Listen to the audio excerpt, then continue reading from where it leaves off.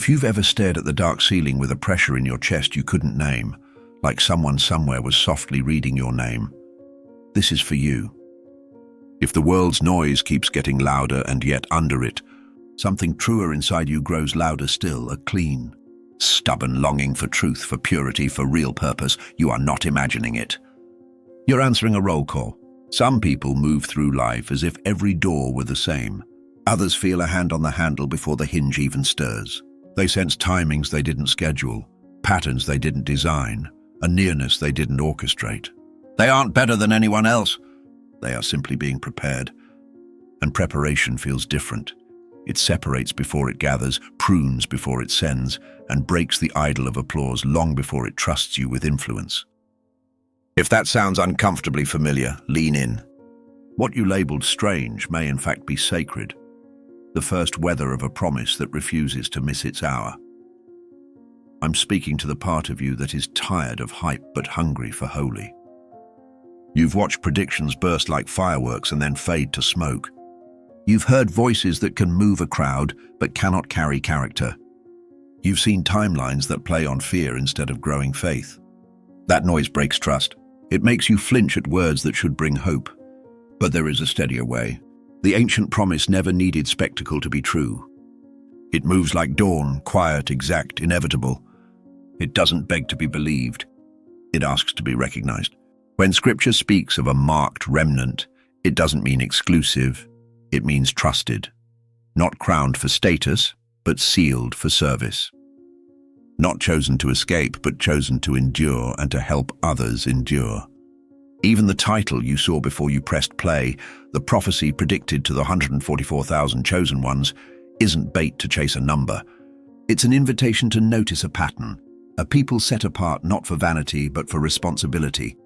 Not to hoard light but to hold it steady when the wind rises. Let's name the ache honestly. Feeling different can feel lonely. Friends who used to get you now shrug when you speak about conviction. Entertainment that once numbed you tastes like sand. Flashy doors that fed your ego are closing, while plain doors, unimpressive to everyone else, are opening to test your integrity when no one is watching. You wake at inconvenient hours with the odd mixture of urgency and peace, like a soldier who knows the road's shape but still waits for orders. And yes, you wonder if you're making it all up, because who are you to imagine being part of something so old and so wide?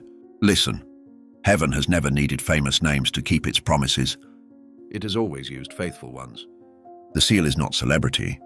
The seal is custody of truth when it costs, of compassion when it's tedious, of courage when it's risky, and of humility when it would be easy to believe your task makes you more than those you serve. Stay with me, and I won't offer you sensation. I'll offer you clarity. Not a calendar to argue about, but a path you can actually walk. You'll learn to tell the difference between spiritual adrenaline and real guidance. To hear at night without losing wisdom in the day. To survive the hidden years that look like delay, but are the tight stitching that keeps a calling from tearing when the weather shifts. We'll expose the tests that always come near the finish line. Power without surrender, purity without fear, pride dressed up as destiny. And we'll pass them without theatrics. We'll bring this down to street level. What a marked life looks like at a kitchen table. At work, under pressure, how it steadies anxious hearts, speaks clean truth without cruelty, and refuses to compete with the very people it was sent to strengthen. And we will say it simply, because truth that can't be made simple is usually truth we haven't yet learned to live. For the one listening who feels too small, too stained or too late, hear this with both ears. The remnant is always made of unlikely people. More shepherds than kings. More midwives than magistrates. Women whose names were nearly erased, and men so ordinary history might have missed them if heaven hadn't written them down. If you can still blush at your weakness, you are safer than the gifted who can't. If you still cry when you see someone carried by a storm you once survived, you may be closer to the seal than the clever who use truth to win arguments instead of to wash feet. The mark is not ink. It is alignment. A heart that says yes when the noise says wait. A mind that chooses obedience over outcomes. A life that carries small assignments without demanding large audiences. In a frightened world, that kind of person is a miracle. Here is my simple promise. and I make it carefully because I intend to keep it. I won't scare you into attention or flatter you into fantasy. I'll talk to you like family, direct, kind, concrete. If we speak about dreams and night signals, we'll test them for peace and fruit. If we speak about boldness, we'll pair it with gentleness. If we speak about being marked, we'll remember that ink without character is only a costume. As we walk, your breath will deepen. Not because I'm impressive, but because truth loosens the throat. The loneliness will lift, not because a crowd arrives, but because you'll recognize your place in a lineage strong enough to carry your weight without breaking. Before we step further, do two small things that will shape how this lands in you. First, subscribe now so the next chapters reach you exactly when you need them. Consistency is part of calling, and this keeps us moving at the right pace together. Second, drop sealed or 144000 in the comments, not as a boast or a secret code, but as a quiet agreement. I choose alignment over applause. I choose assignment over adrenaline. I choose to be trustworthy with whatever light I'm given. That single word will remind your own heart on the days you doubt what you once knew clearly. Now breathe once, slowly. Listen to the room. The headlines will keep shouting, but the roll call that woke you does not shout. It whispers your name and asks a gentle question. How does a remnant recognize itself? And what does the seal really mean in a life like yours? Stay close. The answer is nearer than you think, and once you hear it, the road ahead will stop looking like a maze and start feeling like a map. Calling rarely crashes in like thunder. It enters like your name spoken in a quiet room. If you've felt that low, steady pull, as if life were preparing you rather than promoting you, you're already closer than you think. Start here. Chosen doesn't mean superior. Chosen means responsible. The remnant is not a pedestal. It's a trust placed in ordinary hands. You know you're brushing against it when pride starts to itch, when applause loses its sweetness, when compliments that used to lift you now trigger a question. Am I living the truth I'm saying? That's how calling strips the costume before it ever hands you a role. There are inner signs that tend to travel in a cluster. Your ear for truth sharpens, even when truth costs you. You grieve deception starting with your own.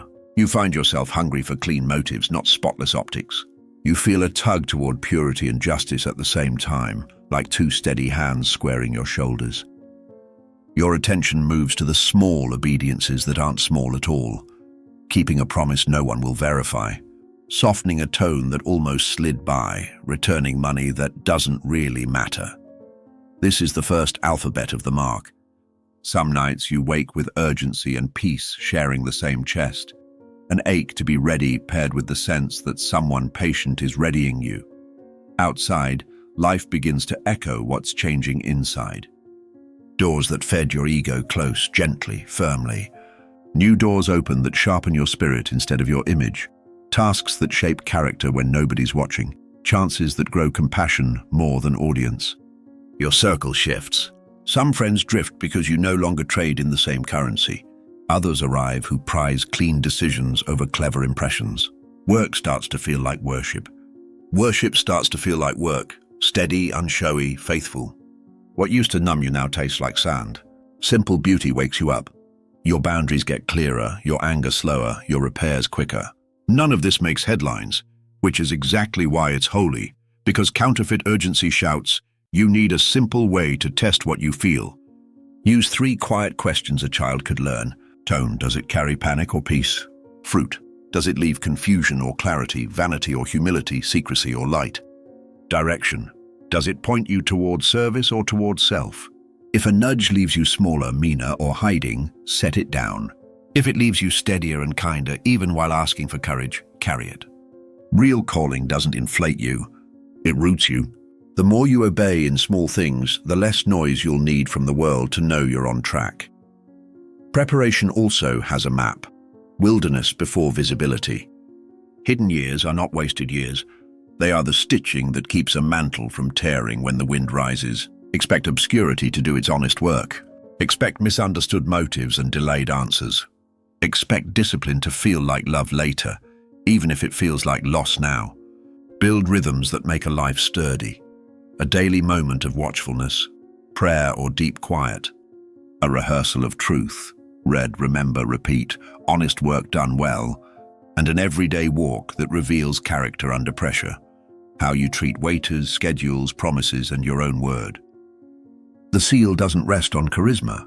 It rests on custody. If this all sounds ordinary, that's because remnant work is. The extraordinary sits on ordinary beams, integrity when unseen, compassion when tired, courage when it would be cheaper to be clever. Over time, different stops feeling like exile and starts feeling like a fingerprint. You catch yourself smiling at temptations that used to own you. Your spine lengthens when you tell the truth quickly, without needing a crowd to confirm it. You sense you're being made ready, not for status, but for service, sturdy enough to steady others when their sky goes dark. And as readiness deepens, a new question naturally rises, the hinge for what comes next. If calling is the summons, what is the seal that keeps it steady when storms arrive, and how does a life wear it without turning it into a costume? Most people picture a mark as paint on skin, something you can point to and say, there, proof. But the seal that matters doesn't sit on the surface. It settles in the core.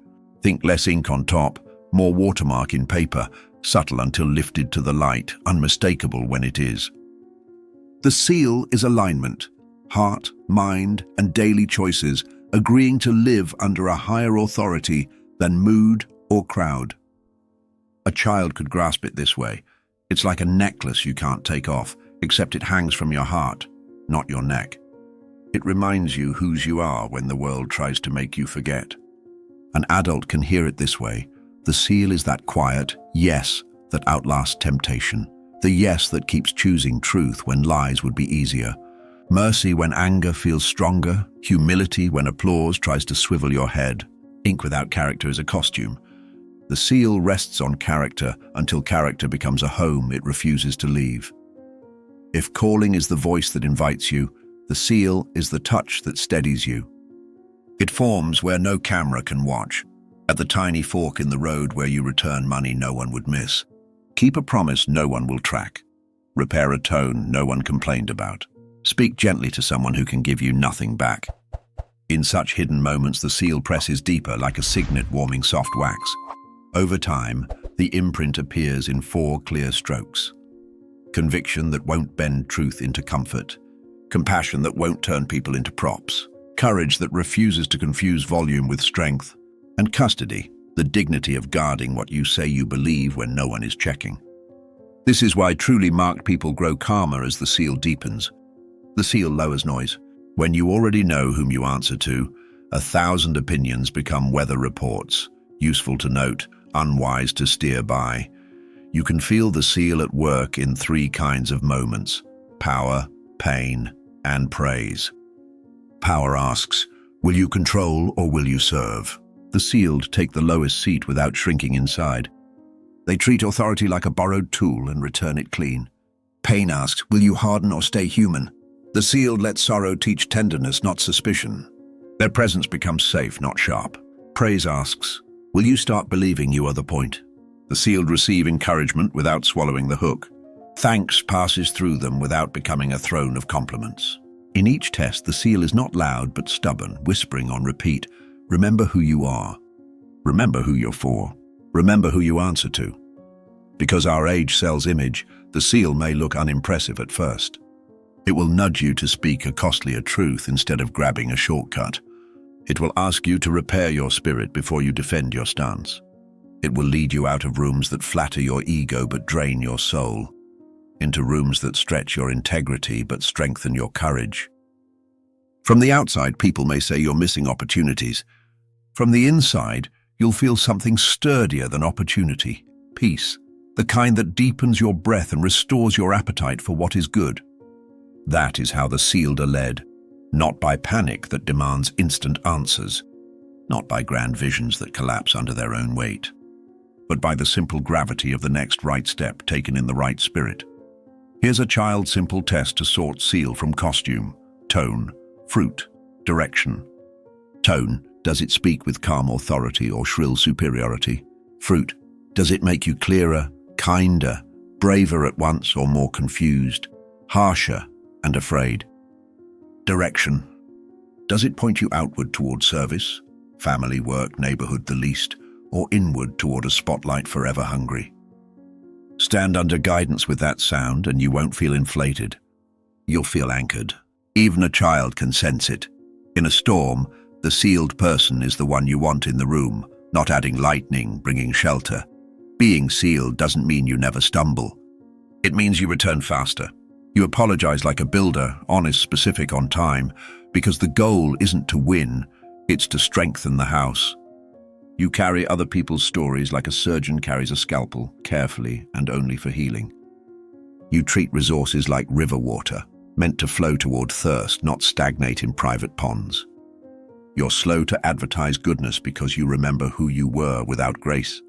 And as the seal sets deeper, you welcome accountability, knowing that a calling without correction turns into a headline without fruit. The world may call this too much. Heaven calls it trustworthy. Picture the seal as a tuning fork held to your life.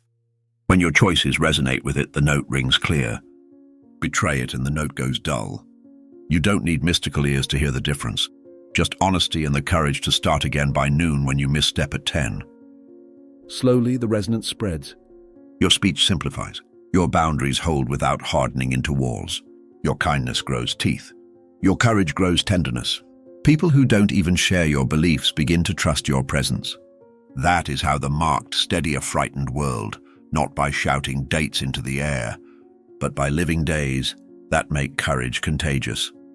One more surprise for those early on the path. The deeper the seal, the more likely you are to be kept hidden for a while. Not hidden as punishment, hidden as preparation. Wax needs time to cool. Roots need time to grip. The seal wants a life strong enough to carry it without cracking. So do not despise the quiet season when the work is mostly internal and the audience is mostly God. The same hand that presses the ring into soft wax is patient enough to let it set. And when it sets, heat won't smudge the imprint, and the work ahead won't break what you are becoming. Which turns us naturally to the next mercy-soaked question. How do hidden years build unshakable years? And what does wilderness training look like for those being made ready? Before any unveiling you can trust, there is a season that feels like being tucked away on purpose. Fewer invitations, smaller rooms, long stretches where only your conscience is watching. That isn't a demotion, it's devotion. The wilderness is where heaven pulls you close to speak in a voice the crowd can't drown. It isn't a desert designed to starve you. It's a garden without witnesses where roots learn to drink from deeper water than applause. Here you discover the difference between loneliness and solitude. Loneliness hisses, you've been forgotten. Solitude answers, you're being formed. Once that settles in your chest, the heat stops feeling like punishment and starts feeling like a kiln, because kilns aren't cruel. They turn clay into vessels. Tasks grow smaller even as meaning grows larger. You sweep a floor and hear the prayer hidden in the motion. You fix your tone before anyone complains because integrity matters even when no one claps. You return what isn't yours, keep promises no one will track, and speak gently to those who can give you nothing back. These choices press the seal deeper like a signet warming soft wax. Some who loved your sparkle drift away. Others with eyes trained for quiet light draw near, not to promote you, but to walk beside you while your bones learn steadier strength. Scripture becomes bread, not decor. Work becomes worship, not performance. You stop trying to earn a stage and start becoming trustworthy on one. Delay is the wilderness's favorite teacher. When promotion ignores your calendar, you learn whether you love the giver or only the gifts. When the platform stays small, you find out whether you wanted to serve or to be seen serving. Unanswered prayers expose whether faith was a slogan or a stance. Some days you sing, other days you hang on with both hands and whisper, help. Both count as worship here. Even temptation changes costume. It stops promising fame and starts offering shortcuts. No one will know. Haven't you waited long enough? Training teaches your soul to carry good weight. Keep the promise. Forgive before you're asked. Choose rest before fatigue makes you reckless. Pride pays dearly for shortcuts. Peace is inexpensive once pride has paid. When a perfect door shuts, don't rewrite your identity to fit your circumstances. Return to first things. Stand still until your breathing turns honest. Read a single sentence that reminds you whose you are and repeat it until panic lets go. Do one faithful task to prove your obedience isn't a mood. Call a voice that loves your future more than your feelings and borrow their calm. These unglamorous moves build the reflex public life will demand. A person who can be trusted with both noise and silence. Hiddenness is mercy. Some weights placed too soon would warp your stride for years. Obscurity protects you from the violence of early attention. You practice giving God the credit in kitchens and carpools so you won't be tempted to steal it later on stages. Encouragement passes through you without swelling your head. Criticism passes by you without shrinking your heart. Little by little, you become the kind of steady presence scared people feel safe around. And when unveiling comes, and it comes as a string of faithful yeses, not a single drum roll, you won't need visibility to prove anything. You'll treat influence like a borrowed tool and return it clean. Picture a seed under soil, dark above, pressure all around, no audience to clap for the hidden work. Everything that matters is happening where eyes can't go. Fibers strengthen, direction is chosen. Then, when timing and weather agree, a quiet green breaks the crust. No trumpet, no headline, just life refusing to stay small. That is the wilderness. That is you. Your task isn't to force spring. It's to grow roots that won't let go when spring arrives, and spring does arrive. But before the leaves unfurl, the wilderness insists on one more craft. Hearing at night and walking it out in the day. Learning the difference between a nudge that brings peace and a noise that breeds panic. Turning whispers into grounded daylight steps. When you can do that, the road ahead stops feeling like guesswork and starts reading like guidance. Then what looked like delay becomes foundation. What sounded like silence becomes school, and you step from hidden to seen, not to flash for a moment, but to carry what must stand for years. We started in a small, quiet place, the kind of room where the world finally lowers its volume and a softer sound slips through, as if someone who knows your whole story was saying your name with care. From there, you learn to tell the truth about the ache without shaming yourself. You have felt different, and different can feel lonely. Yet that loneliness wasn't a verdict. It was the early weather of belonging. You saw that chosen never meant better, it meant answerable. And the mark was never a costume you wear for applause. It was a watermark pressed into the heart, visible only when held to the light. It showed up as conviction where pretending would have been easier, compassion where impatience felt justified, courage where silence could have protected your image, and humility where compliments tried to turn your head. Ink can be copied, resonance cannot. As that resonance deepened, panic gave room to peace. Because people who already know whom they answer to don't need the world to shout their names to remember who they are. Then came the hidden stretch, the kiln no one posts about. Fewer calls, smaller rooms, truer mirrors. It would have been easy to misread that quiet as a step down and to bargain for shortcuts that always charge double later. But you stayed. You kept a promise no one would track. You corrected a tone before anyone complained. You spoke gently to someone who could offer you nothing back. You treated work like worship and worship like work, steady, unflashy, faithful. You learned that faith is not an opinion. It's the way you stand on mornings when the horizon feels slow. Encouragement flowed through you without swelling your head. Criticism brushed past without shrinking your heart. You forgave before you were asked. You rested before exhaustion made you reckless. And you chose truth over drama, even when truth refused to move on your deadline. None of those choices trended. All of them trained you for the weight of what's next. Listen closely and you can hear how your life sounds different now. The reflex to perform has lost its bite. Old shortcuts look small beside the road you actually want to walk. Different no longer feels like exile. It feels like a fingerprint. You recognize that promise fulfilled through a remnant is not a spectacle that manufactures fans. It is service that steadies families, teams, neighborhoods when headlines make hands shake. Marked people are not made to hoard light. They are made to hold it steady when the wind comes hard. That steadiness doesn't arrive with a single trumpet blast. It arrives through 1,000 consistent choices, a softened tone, a kept boundary, a secret carried for healing, a resource released where thirst lives. Slowly, the watermark turns into witness, and witness becomes refuge. Even those who don't share your beliefs begin to trust your presence, not because you are loud, but because you are safe. You will still have days when the ground feels unsure, when old ghosts whisper that slow means failure and hidden means forgotten. On those days, return to the language you already learned. Take one sentence that tells the truth about whose you are and why you're here, and repeat it until your breath lengthens and your shoulders drop. Choose one faithful act you can finish before noon. Send the apology, make the call, hold the boundary, write the line, and let that act swing open the heavier door of your day. If fear knocks, answer with clarity. If pride whispers, answer with gratitude. If weariness settles, answer with rest you don't have to earn. This isn't poetic advice. It's sturdy practice for people who intend to carry hope without turning brittle. And if you stumble, and you will, refuse the lie that a stumble cancels a seal. Return quickly. Name what happened without embroidery or excuse. Own your part without punishing yourself. Offer a repair you can actually keep and realign. The point of being marked is not to prove you never fall. It is to prove, by practice, that you rise in fewer breaths and with softer hands. Every honest return carves trust deeper into the beams of the house you're building.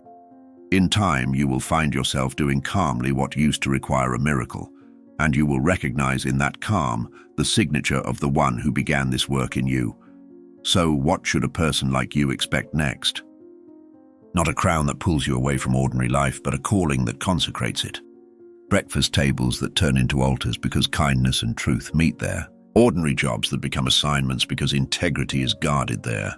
Sidewalk conversations that become turning points because gentleness and courage show up together there. The seal doesn't carry you out of the world. It carries you to it, clear-eyed, open-handed, unafraid to serve in places stage lights never reach. When storms gather, you won't add lightning. You'll bring shelter. When deception spreads, you won't swing truth like a weapon. You'll carry it like medicine. When panic speeds a room, your breathing will slow it down, and people will steady simply because you did not forget whom you answer to. Take one more slow breath. Feel how your chest remembers what your mind forgets. You are not lost in a maze. You are being led by a map. The watermark is already there. The kiln has already done its first work. The seed beneath the soil is already pressing fibers against the dark. When the season turns, quietly, precisely, inevitably, you will not need a trumpet to tell you. You will rise into what you have been becoming all along, and the world around you will be a little less afraid because you did.